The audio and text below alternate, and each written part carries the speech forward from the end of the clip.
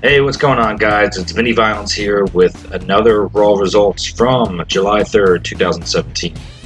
So, this was the go-home show until Great Balls of Fire, and there's a couple interesting things that happened. Some things were good, some things were bad, so we're just going to get right into it.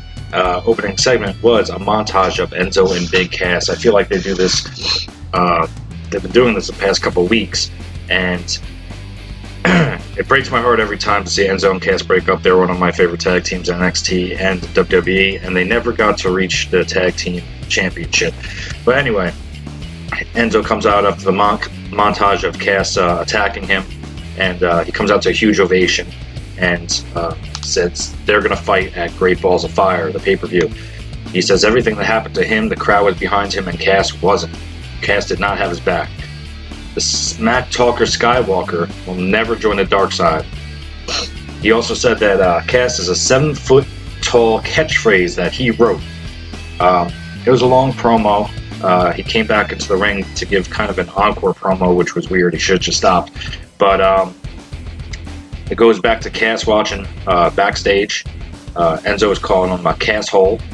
So that was pretty funny. I can see that being a chant from now on.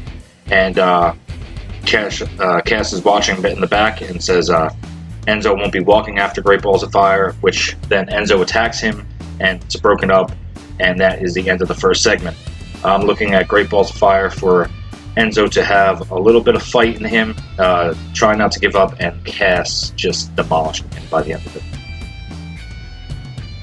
So coming out next, it's boss time. Sasha Banks comes strolling out, and then she's going to tag up with Fuck My Hug Life Bailey. Can she just go back to NXT or TNA or Global Force Wrestling or whatever it's called now, just disappear? I'm just tired of her. I knew it was a tag match between her and Sasha Banks versus Nia Jax and Alexa Bliss. Nia Jax looks like 10 pounds of shit in a 5-pound bag. They need to stop giving her that disgusting spandex and give her something more humble. Not trying to say anything bad about her, but it's just not working for her. It makes her look really terrible and out of shape. Bailey gets demolished and is escorted out. In record time, she was destroyed. I'm hoping this is her going back to NXT and just them demolishing her, squashing her, because the last couple weeks they've just been burying her character. Now it's a 2-on-1. And Alexa Bliss is using great heel tactics. She's one of the best women on the roster.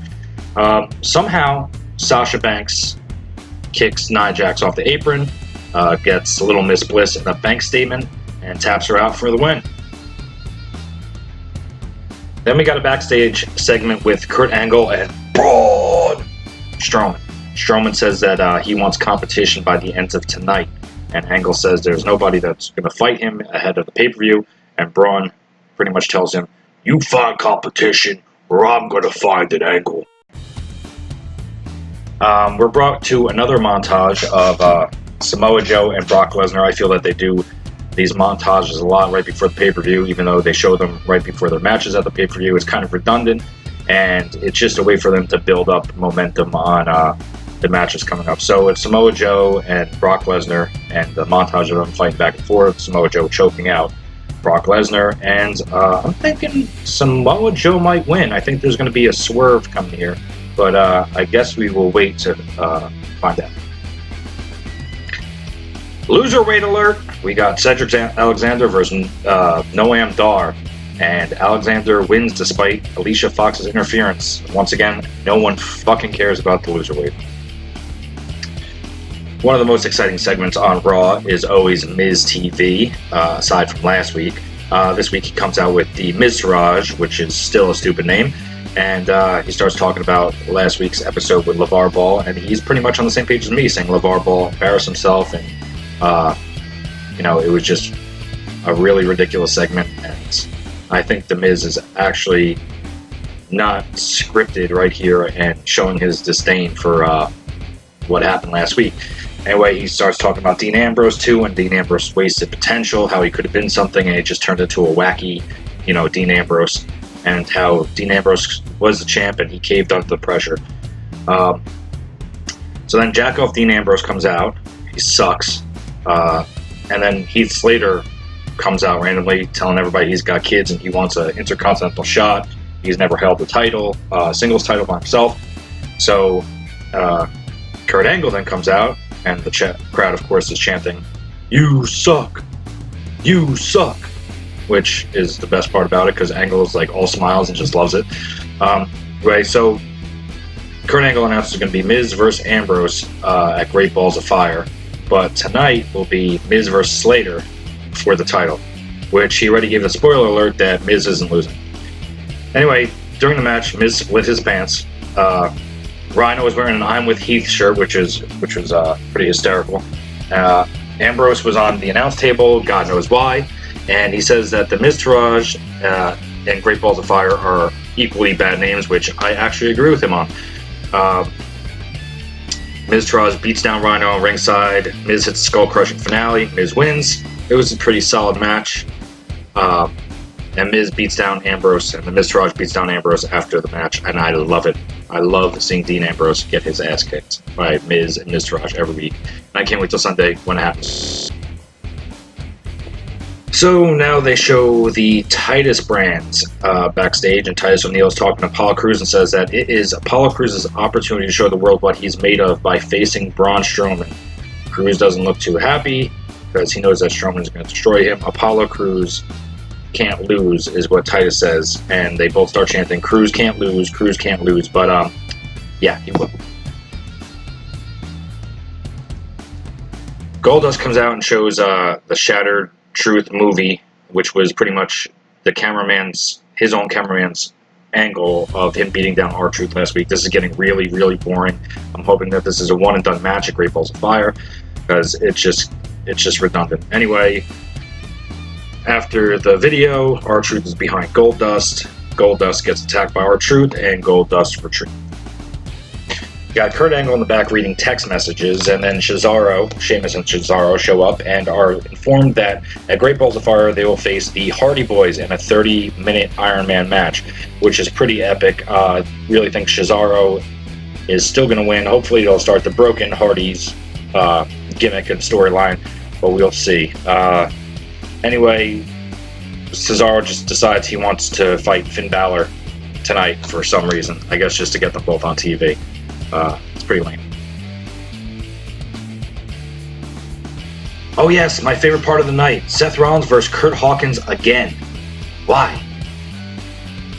Anyway, Kurt Hawkins starts talking, and Seth Rollins pretty much high knees him, pins him in 30 seconds, and then calls out Bray Wyatt, to which Bray Wyatt does not show up at all. Next up is LESNAR, Samoa Joe side-by-side interview. Brock has the worst sunburn I've ever seen. He needs to not wear his sunglasses all the time wherever he's staying, because it's pretty funny, actually. This was pretty terrible. There's Samoa Joe talking about how he's doing guys, like he did Reigns and he did Rollins, and he did all these people on the roster, and it's disturbing considering what I talked about last week with the Catch a Predator type of vibe that's getting on with Samoa Joe. So the Samoan named Joseph decided that the interview was over. He's going to go looking for Brock Lesnar. He found him in a dressing room in front of the cameras, and everyone went to hold him back.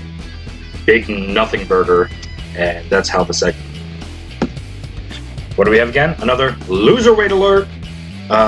We got Mustafa Ali, or I don't know what the fuck his name is, versus Adrian Neville. No one fucking cares. Neville wins. Surprise, surprise. Then we have a clip of Bray Wyatt walking around in the desert. The talker of shit is just wandering around babbling about some nonsense. I used to like his promos. Now it's just gibberish. It is getting very old. They need to revamp his character somehow. Maybe bring in actual members of his stable instead of keep breaking them up, and actually make them like The Undertaker's ministry was. But who knows if that'll happen. Balor versus Cesaro is next. The Hardys came out to announce. They do this every week and bring superstars to announce. They have already 3 announcers on the panel So we need to have 5. Like, should we just get the whole roster to come out and give their take on everything? Cesaro bores me to no end. I think he's very athletic, but he's not entertaining to me. Balor hits him with the sling blade. The Drifter appears. Cesaro gives Finn Balor an uppercut. Balor kicks out. The Hardys come down. A brawl ensues, and actually the brawl was pretty awesome. Bodies were flying everywhere, and it was getting pretty intense. That was probably the best part of Raw tonight. Anyway, while all this is going on outside the ring, there's a coup de grace from Finn Balor, and so the last match of the night is Apollo Crews versus Braun Strowman. Why Apollo Crews gets to be in the main event of Monday Night Raw and the go-home show before Great Balls of Fire it's mind-boggling to me. Anyway, an ambulance comes out first. Braun Strowman completely destroys Apollo Crews and throws him in the back of the ambulance. And we find out that Roman Reigns is the driver of the ambulance. Surprise, surprise. And they both brawl until neither man can see. And that was the end of the show. Like I said, overall, it wasn't a great take-home show. It wasn't terrible. Hoping Great Balls of Fire is decent. The Iron Man match will be good. Samoa Joe, LESNAR will be good. Braun Strowman, Roman Reigns will be good. I don't know about some of the other ones. Maybe ENZO Big Cass will be good. But hopefully after this it picks up a little bit. Anyway, that's all for today. So I am Vinny Violence, and if you all will please like, comment, and subscribe in the box below, and I will see you guys next time. See you.